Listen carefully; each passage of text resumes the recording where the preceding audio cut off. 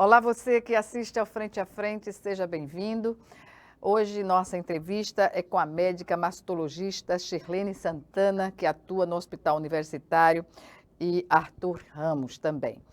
Nossa entrevista é sobre a prevenção do câncer de mama para além do Outubro Rosa. Na verdade, todos os anos, em outubro, diversas campanhas de conscientização são realizadas sobre o câncer de mama e surgem essas campanhas pelo rádio, pela televisão e pela internet também.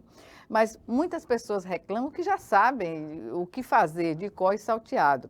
Mas quantas vezes você, mulher, principalmente, fez o autoexame e levou o seu autoexame, fez seu autoexame ou foi ao médico fazer o exame, se fez o exame, se devolveu ao médico para fazer a análise do que foi visto. A gente sabe que muita gente deixa de entregar o exame ao médico ou à médica e, portanto, vamos falar sobre essas questões. Doutora Shirlene Santana, é um prazer tê-la aqui no Frente a Frente para tratar de uma questão tão importante, sobretudo para as mulheres, porque o câncer de mama também atinge aos homens, mas numa proporção infinitamente menor. A relação, ao que parece, é de 100 para um caso, né? 100 casos de mulheres para um caso de homem. Então, comecemos pelo diagnóstico precoce, que é fundamental para a cura do câncer de mama. Em quantos por cento as mulheres, em geral, têm a chance de sobreviver ao câncer de mama quando ele é detectado precocemente? E obrigada mais uma vez por estar aqui conosco.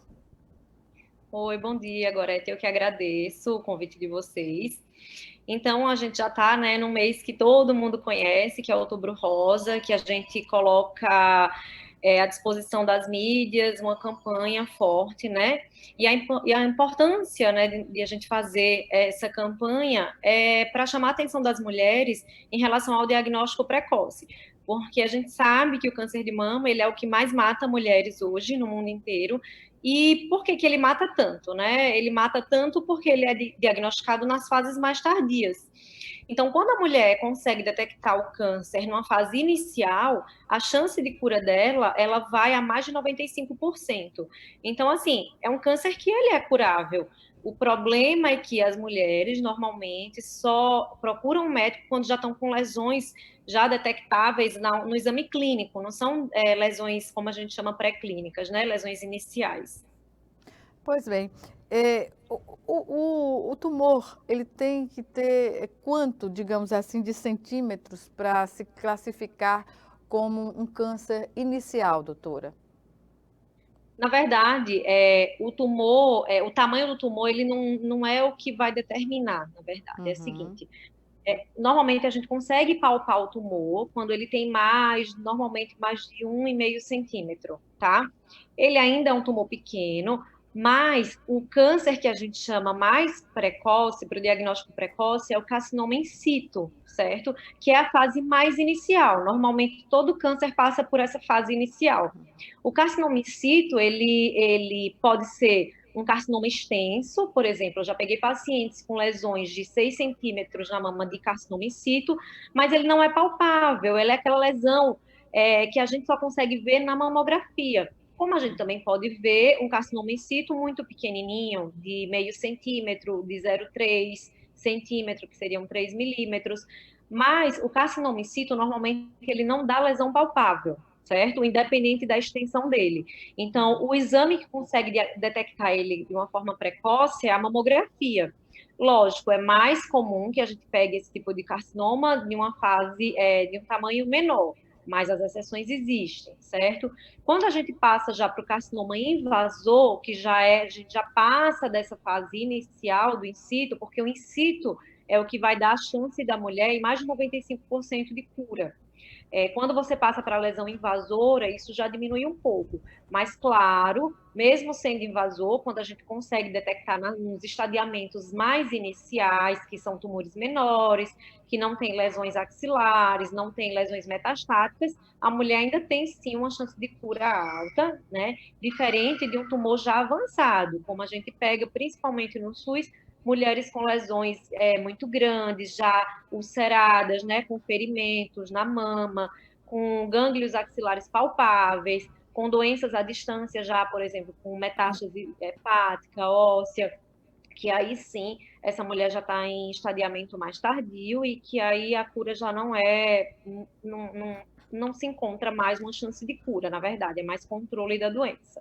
Realizar a mamografia anualmente, a partir dos 40 anos, é isso?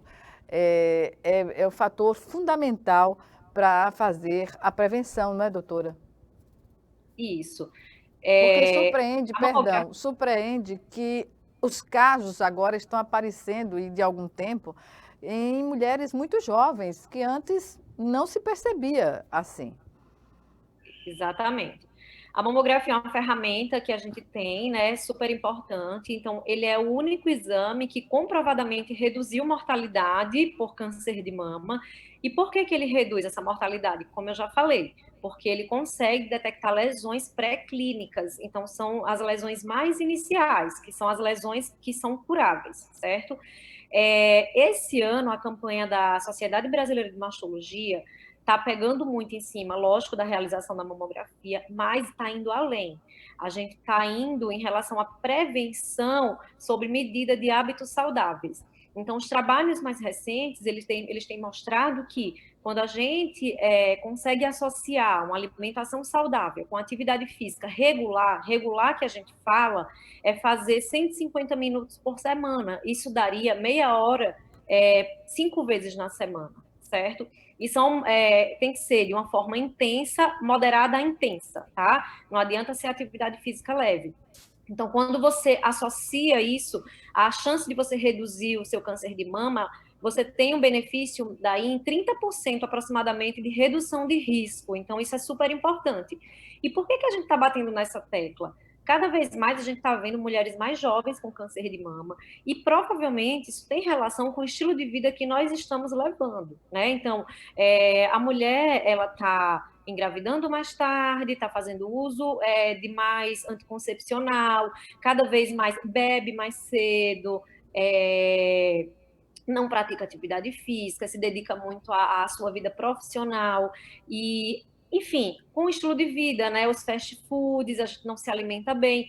Então, assim, não existe ainda uma comprovação exata, é difícil a gente saber, até porque o câncer de mama, ele tem vários fatores para o desenvolvimento dele, mas um dos fatores que os estudos estão mostrando é essa questão da qualidade de vida, né? Hábitos de vida saudáveis.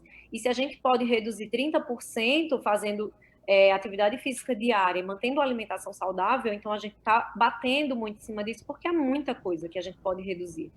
O que se classifica como alimentação saudável, doutora? A alimentação saudável é uma alimentação que você reduz a quantidade de industrializados, de embutidos, tá? Então, você tentar ter uma alimentação mais limpa, né? Frutas, verduras, tentar preparar ao máximo o seu alimento em casa, evitar muito enlatado, embutidos como mortadela, salsicha, linguiça. A gente sabe que os embutidos ele tem um papel oncogênico muito grande. Quando a gente vai nos estudos, ele tem uma ação pior do que o cigarro para oncogênese, Incrível, entendeu? né? Pois é, as pessoas não sabem, mas assim, o consumo exagerado de embutidos, ele é pior do que fumar, tá? E a gente acha que, um presunto, um peito de peru, acha que é saudável. Não é, gente, isso não é saudável. Então, assim, é tentar ter uma alimentação mais limpa possível. A gente sabe que é difícil hoje em dia, porque os alimentos cada vez mais vêm com agrotóxico, é difícil a gente achar, né, uma alimentação 100% limpa, mas o quanto a gente puder fazer nossa alimentação, né, a gente puder cozinhar, leva sua marmita, cozinha em casa, faz bastante legumes, frutas, verduras. Então, isso daí vai ajudar bastante. Diminuir a ingestão de fast food, de gordura saturada, né? Então, muito hambúrguer, todo mundo... As crianças hoje em dia, você vai no shopping, né? Ninguém quer comer um prato de arroz, feijão, carne, legumes. Todo mundo quer sanduíche, pizza. Então, é mudar a cabeça das pessoas desde cedo. Introduzir, além disso, o hábito da atividade física, né? A gente vê que os jovens hoje é celular, é videogame. E eu sempre falo para as minhas pacientes, o que você planta hoje, você vai colher amanhã. Então, se você tem uma jovem, eu falo mulher porque é o público, né, maior, mas que desde pequenininha é aquela pessoa que gosta de esporte, que pratica sempre, então ela vai crescer com esse hábito. E quanto mais exercício você pratica, mais você come melhor, na verdade, porque uma coisa reflete a outra, né? Você vai adotando. Obesidade, perdão, obesidade então e sedentarismo são fortes, digamos assim, propulsores para o câncer de mama. Sim, já é comprovado. A obesidade e o sedentarismo já é comprovado cientificamente. E, além de tudo, a obesidade ele é um fator que toda essa gordura que a gente tem em excesso periférica, ela termina tendo uma transformação em estrogênio. E a gente sabe que a carcinogênese mamária ela está muito associada com a relação do estrogênio. Então, na pós-menopausa, a obesidade é um fator de risco na mulher que já passou da menopausa. Então, e para as mulheres na pré-menopausa, o sedentarismo ele também vem como um fator de risco. Então, a gente precisa lembrar de tudo isso. São coisas, Gorete, simples que a gente pode mudar no nosso dia a dia, entendeu? E quando eu falo 30% é muita coisa, né? Normalmente, quando a gente fala em redução de risco, a gente fala 2, 5%. Mas eu estou falando em 30%, é muita coisa na redução. 30% é um percentual expressivo, não é? Para a pessoa que pode descartar de imediato esse risco, não é, doutora? E assim, com coisas básicas, coisas simples. Eu sei que para a gente que tem uma vida corrida, né? Enfim, é difícil você colocar, mas assim, é o que eu falo. Se você adoece, você não vai precisar de tempo para ir no médico, para tomar remédio, você não tem que tirar aquele tempo para o seu tratamento. Então, tira esse tempo antes de você adoecer. É melhor que você previna. Tira meia hora do seu dia para praticar uma atividade física. O que é meia hora num dia de 24 horas, né? Então, assim, eu sei que a rotina está muito acelerada, mas as pessoas precisam começar a desacelerar um pouco, colocar como prioridade mesmo, entendeu? Enfim. É um trabalhinho de formiguinha que a gente está fazendo e a sociedade está batendo muito em cima disso. E o autoexame? Todo ano se chama a atenção. O autoexame é algo que pode se fazer em casa, no banho, e ainda há muitos casos com o avanço da doença já instalado, em função de não ter feito o autoexame. Na verdade, o autoexame, qual que é a importância? Muitas mulheres, na verdade, no consultório, grande parte delas elas que perceberam a alteração, tá? Então, o autoexame é importante por isso. Porque, assim, como eu falei, no dia a dia corrido, às vezes a mulher não consegue rotineiramente fazer seu check-up anual. E a mulher fazendo o seu autoexame, ela consegue perceber algo diferente na sua mama. E não que sempre que você vai perceber é alteração, mas ainda assim, grande parte das mulheres que chegam com doença maligna na mama, elas que perceberam durante o autoexame. Então, a gente recomenda, claro, assim, ele não substitui a mamografia, não substitui a consulta com o médico. O ideal é que a mulher faça o autoexame, né, uma vez por mês, mas mesmo assim tem que procurar o especialista uma vez por ano, pelo menos, tá? E É uma fazer os atitude seus exames de vigilante, não é, rotina. doutora? O Isso, autoexame é uma atitude exatamente. vigilante sobre o corpo da mulher, não é? Exatamente, é o que eu falo. Você tem que conhecer o seu corpo. Eu sempre falo, você não se olha no espelho todo dia? Se aparece uma espinha no seu rosto, você não percebe logo? Eu sempre falo isso, elas começam a rir, eu disse a mesma coisa. Você palpar a sua mama não quer dizer que você vai saber o que é um nódulo, se isso é ou não é. É só para você conhecer o seu corpo, porque, claro, se você todo mês tá lá palpando a sua mama, se aparece algo diferente, você percebe. Não que aquilo ali seja já uma doença, mas você tem a atenção, você percebe que aquilo ali tá... não tinha antes, então eu vou no meu médico para ver o que é. E com tranquilidade, não precisa se estressar. Porque na maioria das vezes, quando a mulher vai, que tem essa rotina, esse cuidado, na maioria das vezes não é nada. Às vezes é um adensamento pré-menstrual, às vezes é um cistinho que aparece. Não quer dizer que seja uma doença, mas lembrar que o autoexame ajuda sim. Pois bem, vamos chamar agora o nosso primeiro intervalo e o Frente a Frente volta em 1 minuto. É já já.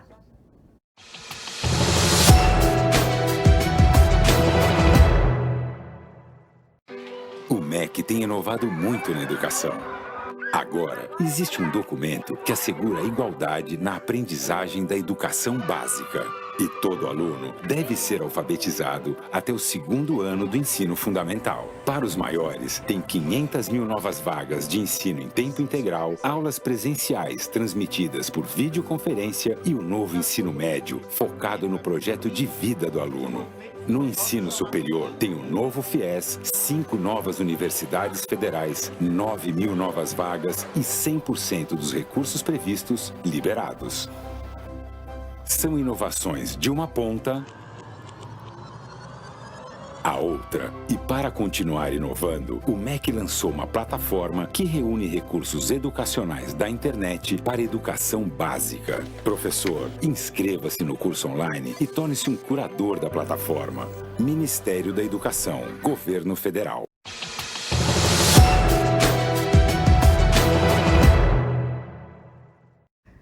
De volta com Frente a Frente, que hoje recebe a médica mastologista Shirlene Santana, ela que atua no Hospital Universitário, no Hospital Arthur Ramos. Nosso assunto, a prevenção do câncer de mama, além do Outubro Rosa, que todo ano faz a campanha de conscientização sobre o câncer e de diversas formas, mas os casos estão aí na ordem do dia, para que a gente não perca esse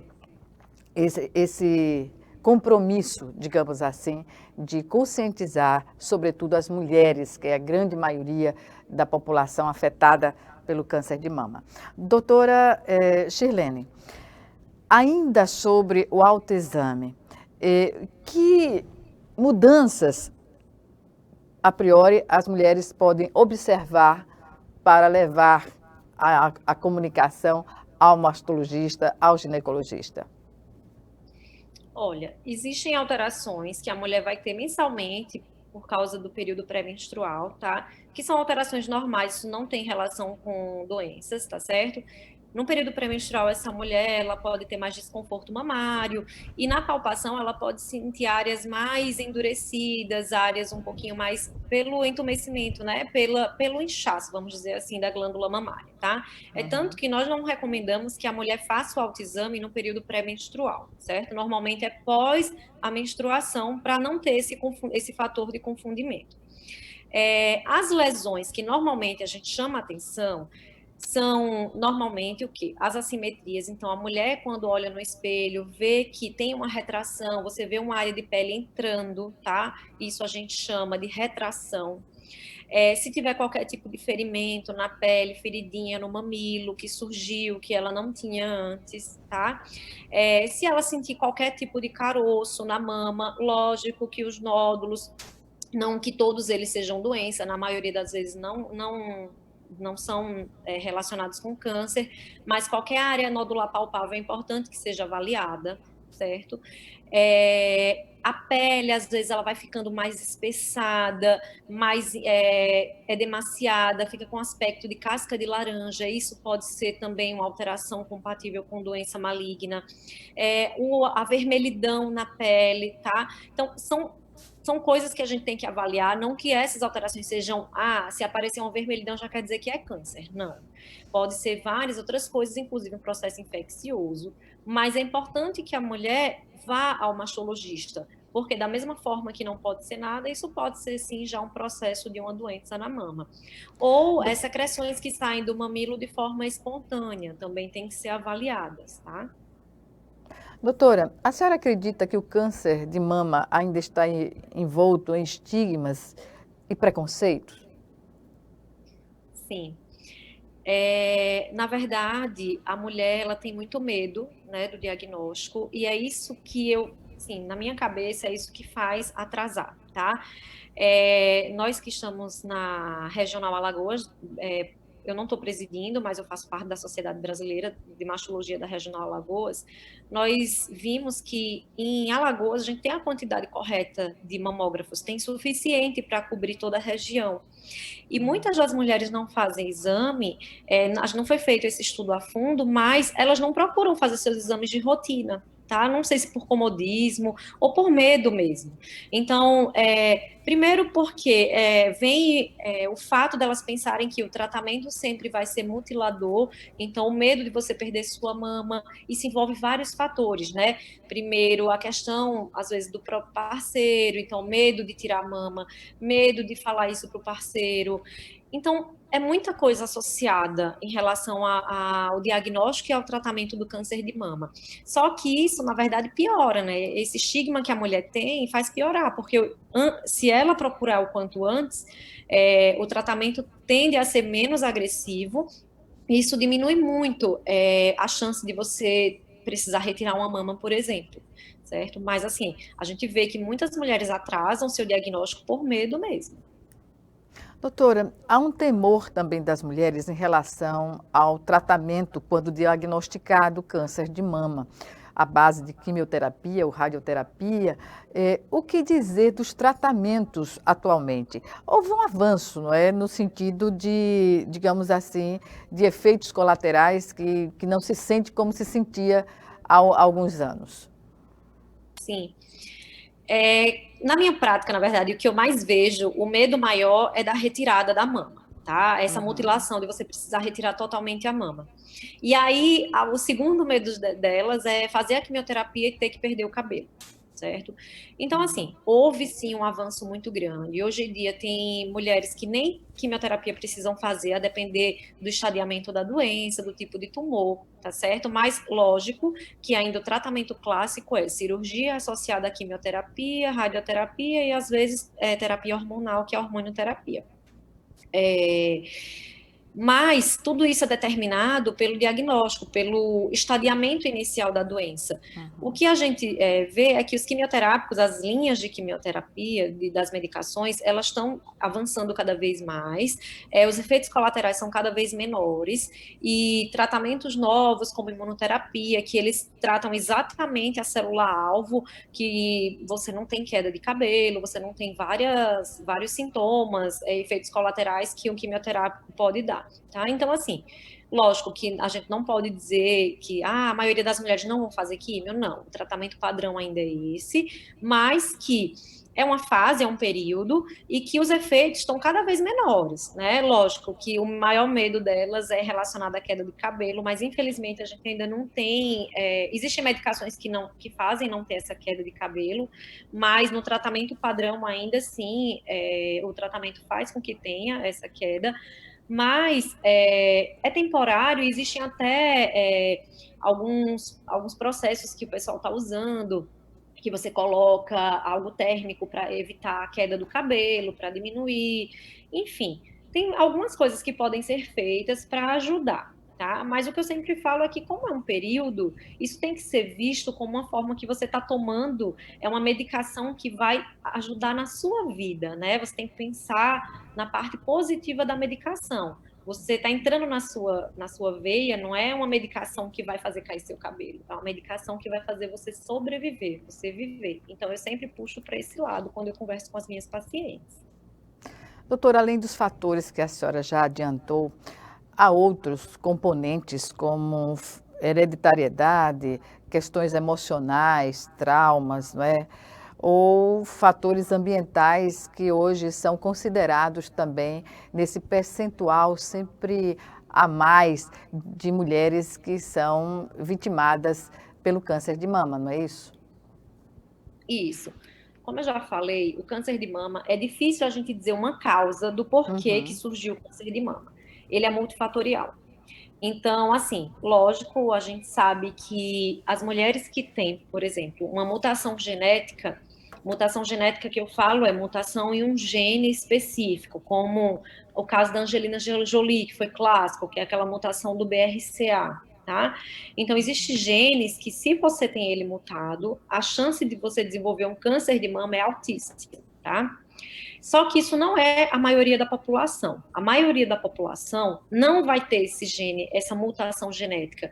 É o câncer que vem ao acaso, tá? Mesmo assim, é alta a taxa, tá certo? Mas esse câncer que vem ao acaso, ele é causado por inúmeros motivos, tá certo? Então, vem desde alimentação, sedentarismo, uso de álcool, questão hormonais, de menopausa tardia, a primeira menstruação muito precoce, mulheres que nunca engravidaram. Então, são muitos fatores associados que a gente não consegue determinar um fator que, foi isso que fez com que ela desenvolvesse o câncer de mama, certo? Mas, claro, quando você tem a mutação genética, isso aumenta muito mais o seu risco. E, tirando essa mutação, por exemplo, se eu tenho 2 parentes de primeiro grau que tiveram câncer de mama, nós já enquadramos esse paciente como um paciente de alto risco. Então, ele não tem uma mutação genética como a mutação de um gene BRCA, que ele vai dar uma porcentagem maior de câncer, mas mesmo sem ter essa mutação, por ele ter 2 parentes de primeiro grau, ele tem uma chance maior de desenvolver câncer de mama, tá? Bem, a mulher faz o autoexame, suspeita, vai ao ginecologista e se comprova por meio de exames, da mamografia ou da necessidade de uma biópsia.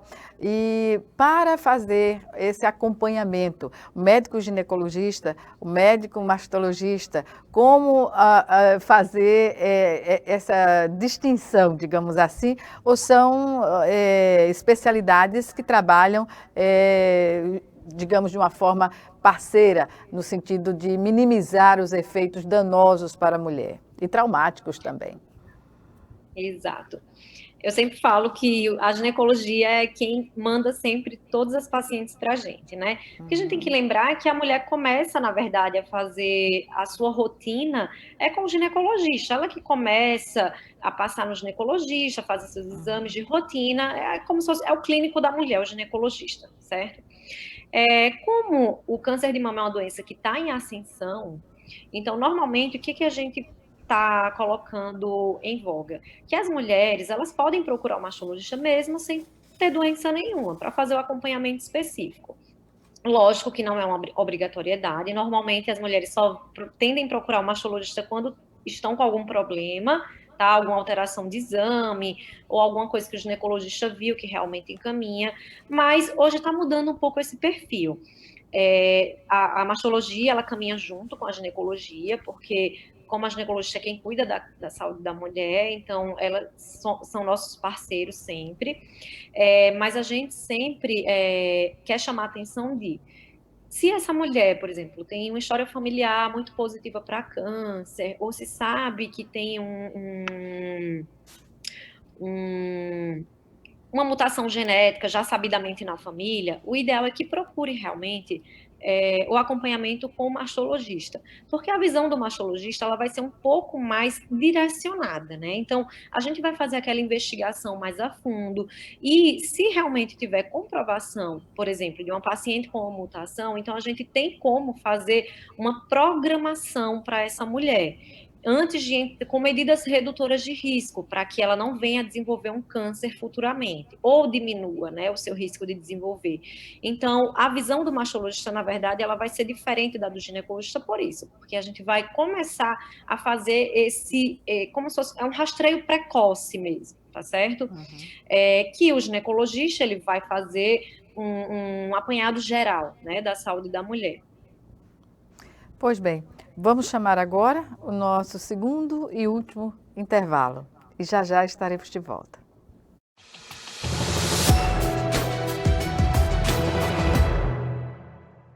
Doar sangue é seguro e não dói. O Hemocentro de Alagoas utiliza a mais alta tecnologia para fazer a coleta de sangue. Para doar sangue, é necessário ter mais de 18 anos, pesar mais de 50 quilos e apresentar um documento de identificação com foto. O doador não pode ter contraído doenças como a hepatite, sífilis, AIDS e doença de Chagas. Mais informações é só ligar 3315 2106. O Hemocentro de Alagoas precisa de você.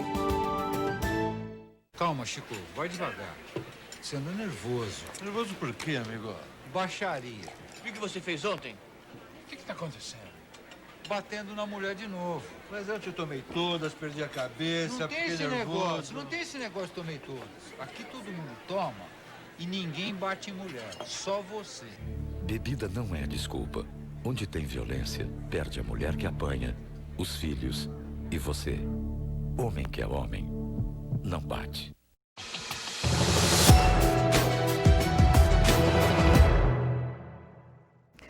De volta para o último bloco do Frente a Frente, que hoje recebe a médica mastologista Shirlene Santana, ela que atua no Hospital Universitário e no Hospital Arthur Ramos.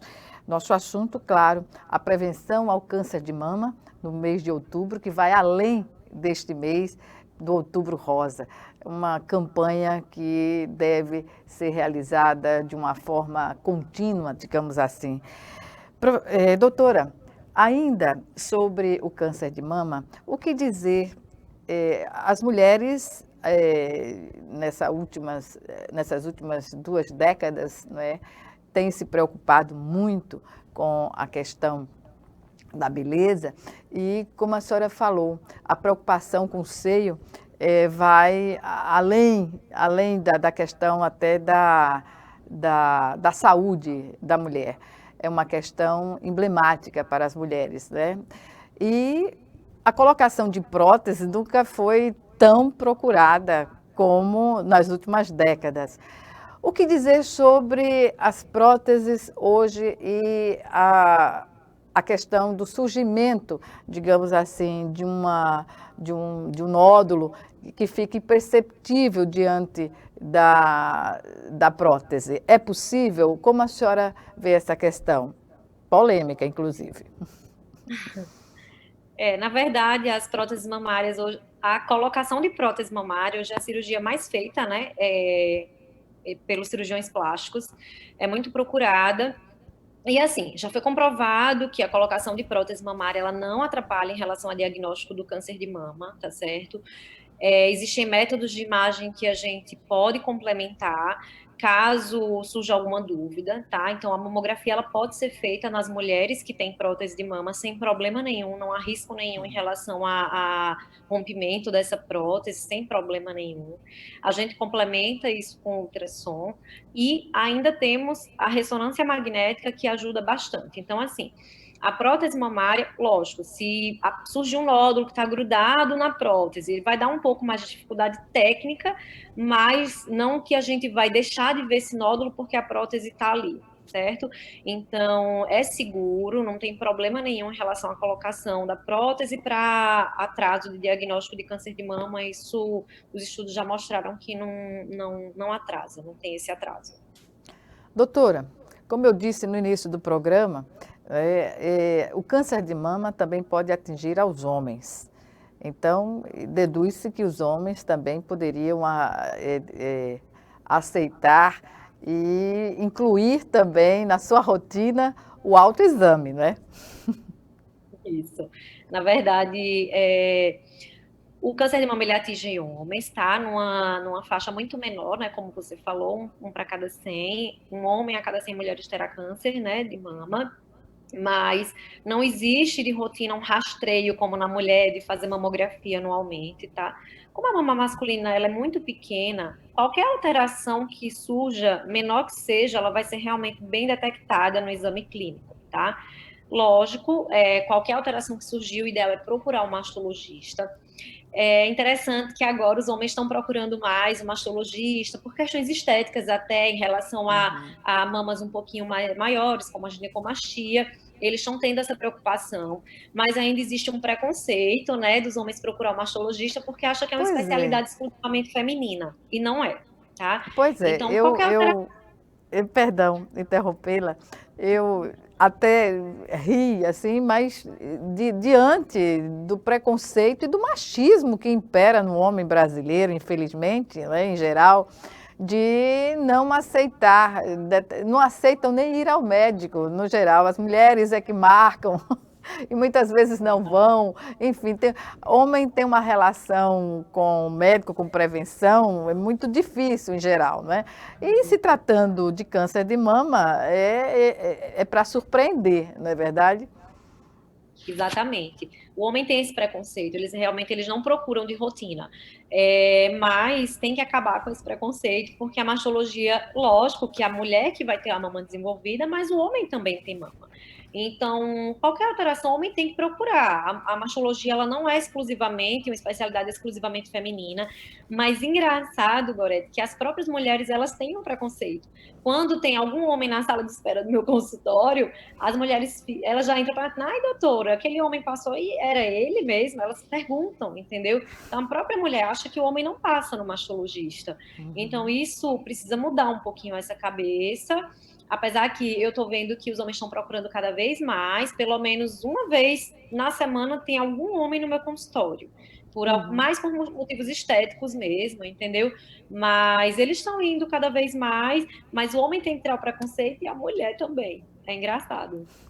Doutora, cada caso é um caso, ou porque as pessoas costumam também ter medo, as mulheres, porque observam o sofrimento de mulheres que são acometidas pelo câncer e pensam que o mesmo pode ocorrer com elas. Ou seja, o tratamento é diferenciado de acordo com o grau, com o tipo, enfim, é por aí? Isso. Câncer de mama, ele é um mundo, ele é muito difícil. Por quê?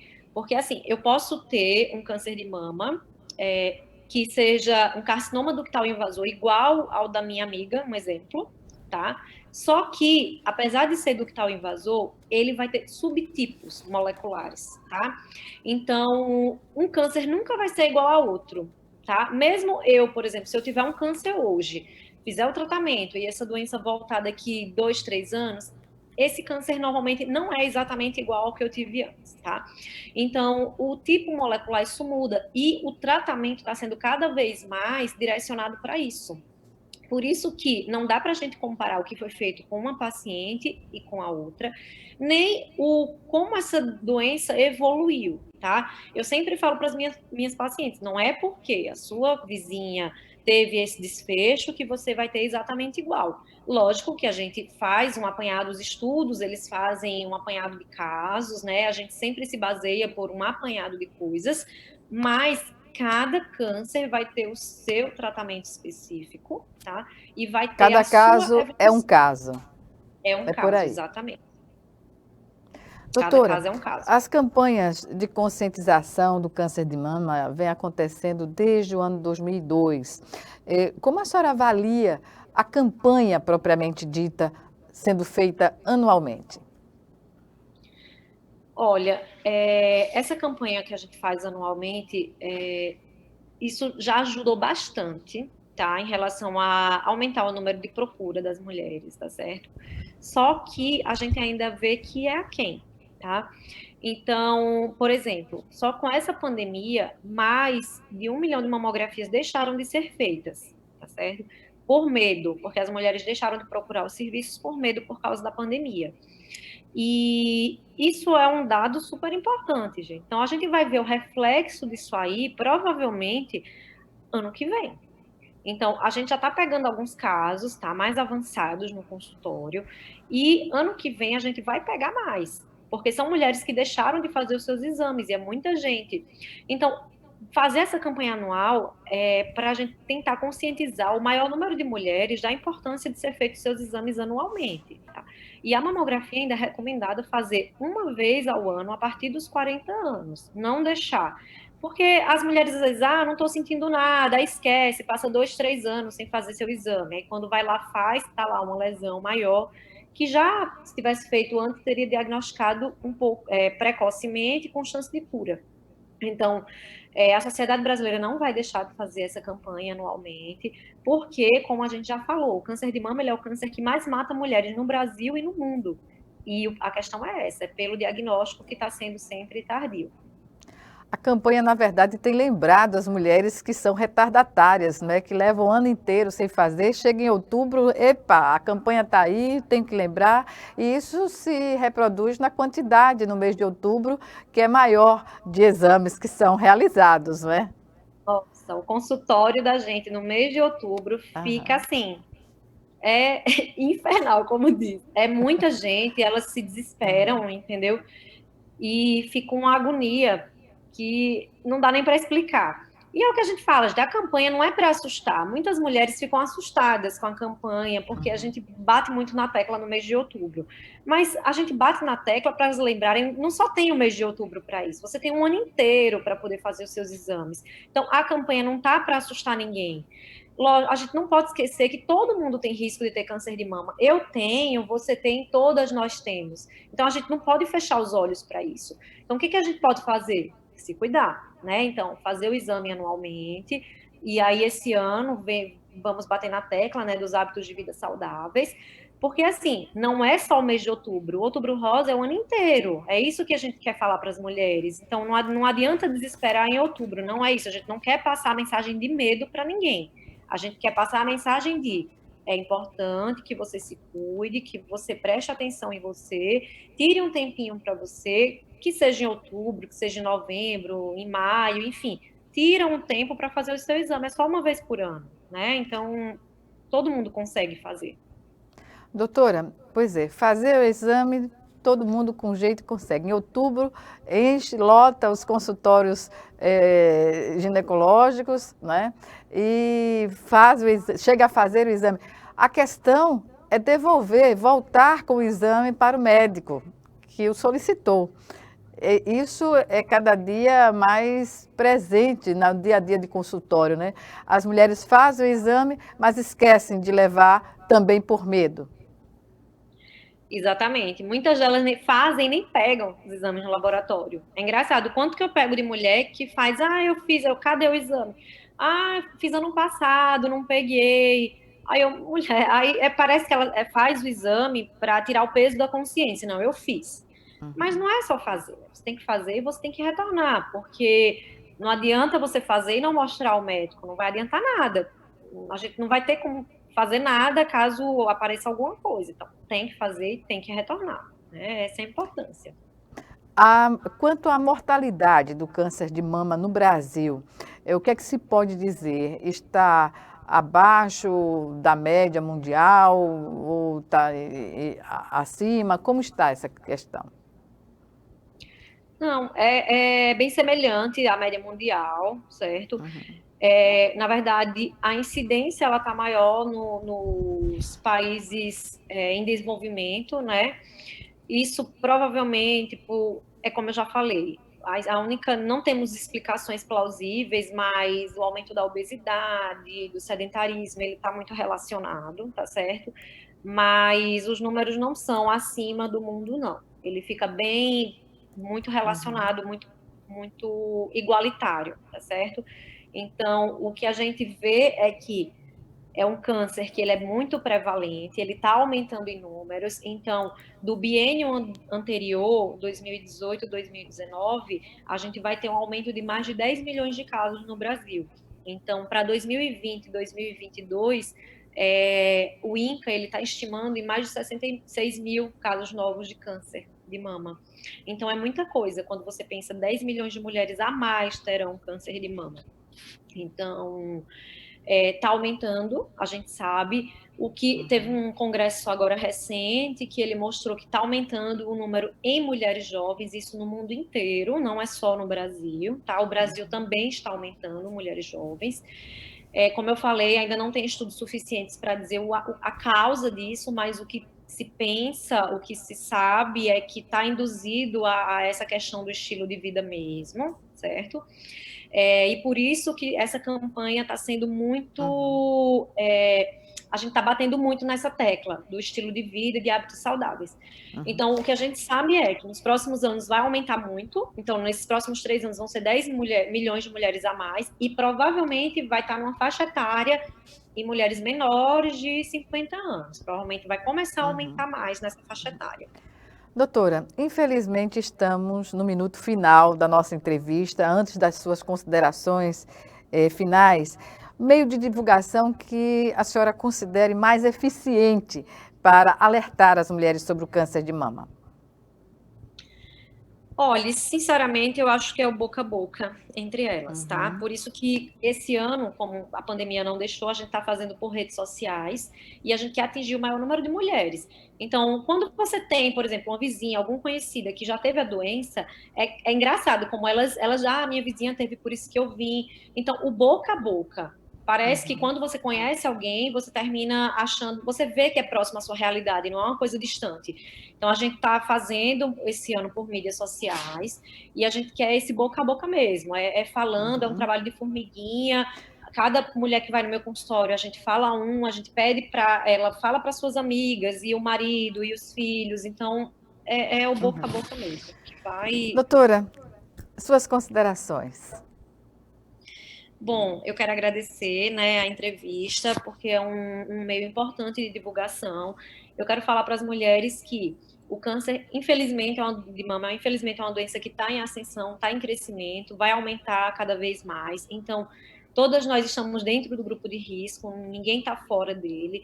Então, coloca como prioridade na vida hábitos saudáveis, tá? Fazer atividade física, se alimentar melhor, se cuidar, fazer seus exames anualmente, porque só assim a gente vai conseguir diagnosticar precocemente e conseguir diminuir um pouco os números dessa mortalidade alta que o câncer de mama ainda tem.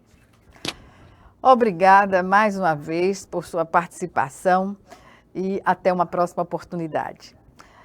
Obrigada. Obrigada a você também que nos assistiu e até o nosso próximo encontro, aqui, frente a frente, também com você.